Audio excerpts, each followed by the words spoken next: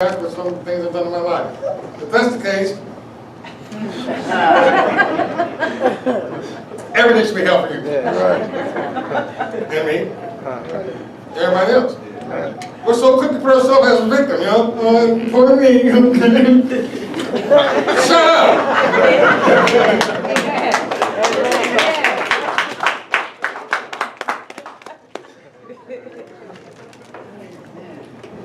Guys should just slap you back and everything. Shut up!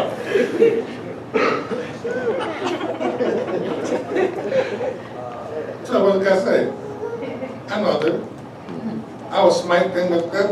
It's like our parents used to tell us when we were growing up. We'd be crying about something minor. They said, look, I get something to cry about.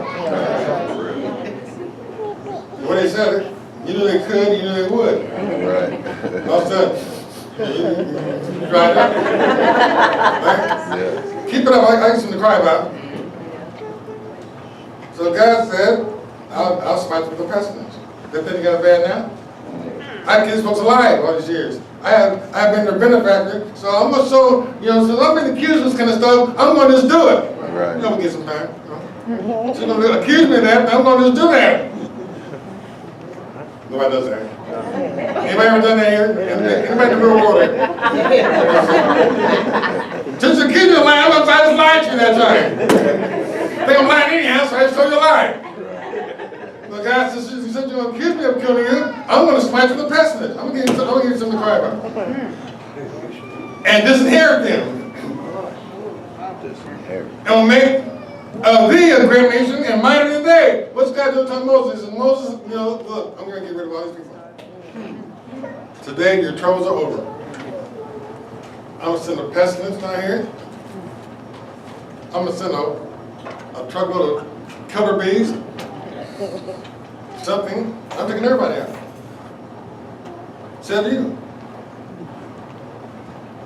And Moses said to the Lord, then the Egyptians shall hear.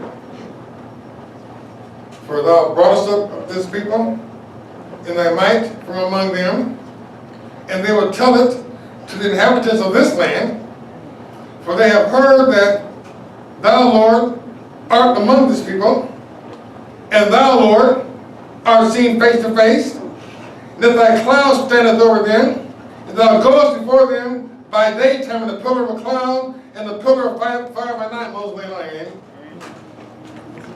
He said, the Egyptians are going to talk about you. They're going to say that you're among these people. And you've been seen face to face. You got a big cloud at daytime that leads this congregation. You got a big pillar of fire at nighttime that leads this congregation. Now, if I shall kill all these people as one man, Moses understood where God was coming from. Moses realized that God's going to kill this whole congregation. And rightfully so. Then the nations which have heard the fame of thee will speak, saying, because the Lord is not able to bring these people to the land which he sware to them. Therefore he hath slain them in the wilderness. They're going to say you couldn't do it. They're going to say, because you couldn't pull off your ultimate deliverance, then you killed them. Now, God, is that what you said about you? I like Moses.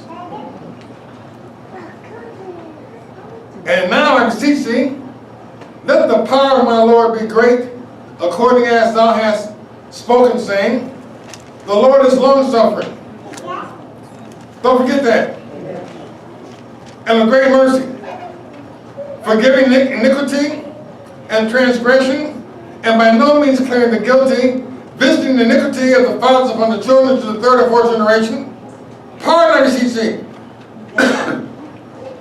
Since you're full of pardon and full of forgiveness and great mercy, whatever they did, pardon them. That's who you are. Pardon. Pardon the iniquity of this people according to the greatness of thy mercy.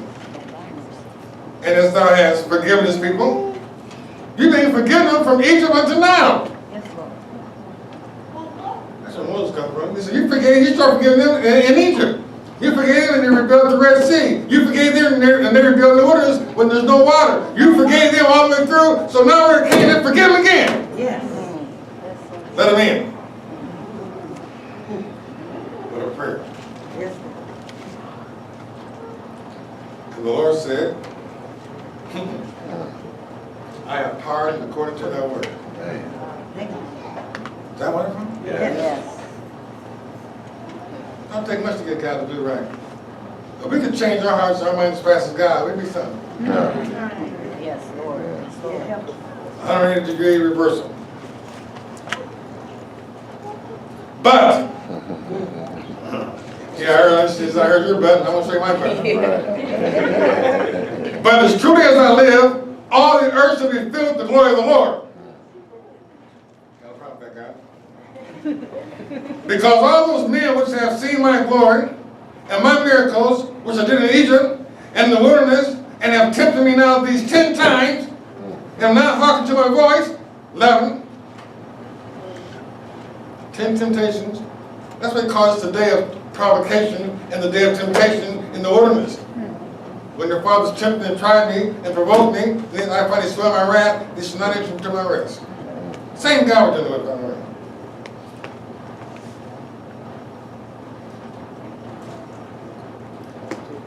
Surely they shall not see the Lamb which I swore to their fathers. Neither shall any of them that provoke me see it.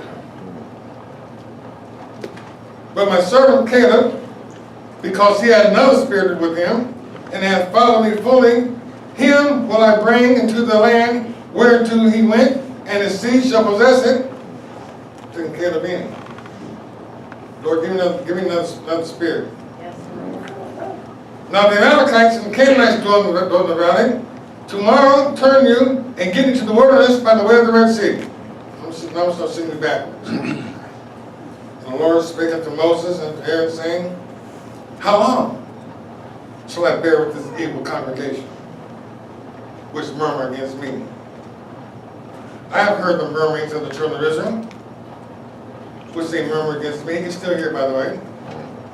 Saying to them, as truly as I live, said the Lord, as you have spoken in mine ears, so will I do to you. Everything you accuse me of, guess I'm going to do. Your carcasses shall fall in this wilderness, and all that were numbered of you according to your whole number, from 20 years old and upward, which have murmured against me. Doubtless ye shall not come into the land concerning which I swore to make you to dwell therein, except Caleb, the son of Jephunneh, and Joshua, the son of Nun, 2 men out of 600,000, you two will go in. But your little ones, which you said should be a prey, them will I bring in, and they shall know the land which ye have despised. But as for you, your carcasses, they shall fall in this wilderness, and your children shall water in the wilderness for 40 years, and bear your whoredoms until your carcasses be wasted in the wilderness. And after the number of the days in which you search the land, even 40 days, each day for a year, shall you bear your iniquities, even 40 years, and you shall know my breach of promise.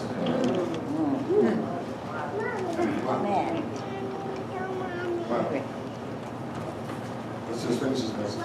Hebrews, chapter 4.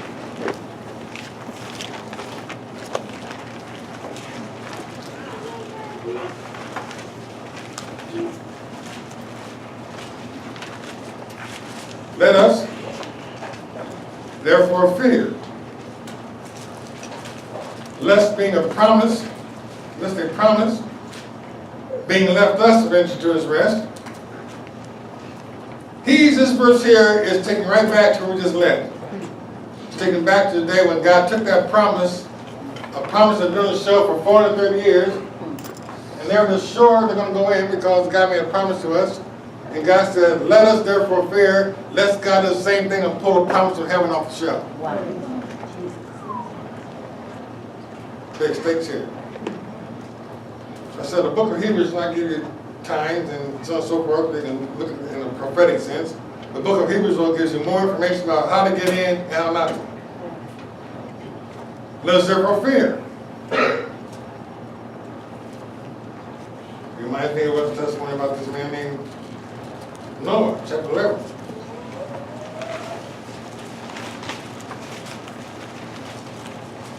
Verse 7.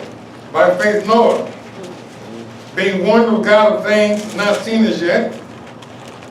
What's God been doing with us? Warning us about things not seen as yet. He's giving you the whole picture. Hasn't he? He's been warning us for 20-some years. About things are going to happen. Now we're living in a world where all the things that God told us about are happening. I can't believe it. 20 years ago, it's like no warnings. Okay, Lord, I believe him. They kept on warning. They kept on giving us things to read to the congregation, so on and so forth, and insights, and so on, so on, so on, so on, so on, and whatever. And now, lo and behold, the day's here. When all the things God told us about, they're happening now. Reality. By faith, Noah being warned of God of things not seen as yet, moved with fear. This time, if nothing else, should straighten you out. Fear should. You should be moved with fear right now. Moved with enough fear whereby I'm going to make my calling in the election sure. I'm going through. That's what Noah did. Noah preached his message. He was involved with this message for 120 years. Put it that way. He may only preach for 115 years, and that's a long time. But he's involved with this message for a long time. But one day it reality hit him, and he got moved and just hit him. God's for real. This stuff's all going to happen. When he got moved with fear, what did he do? He prepared an ark to save with his house. At least save your house. If you have a house to save you. Amen. Peter preached on the day of Pentecost. He said with many words, he exhorted them, saying, save yourselves from this untoward God generation. It's time to get saved. It's time to get saved and know you're saved. Going to church is out. Now, all of us going to church is going to spill his mouth.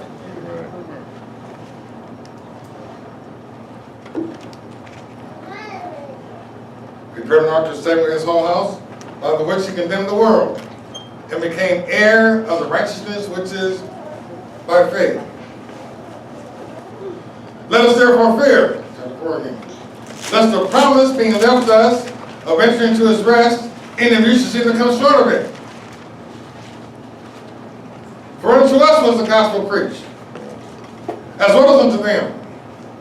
But the word preached did not profit them, not being mixed with faith in them that heard it. That's the next message. Offering time.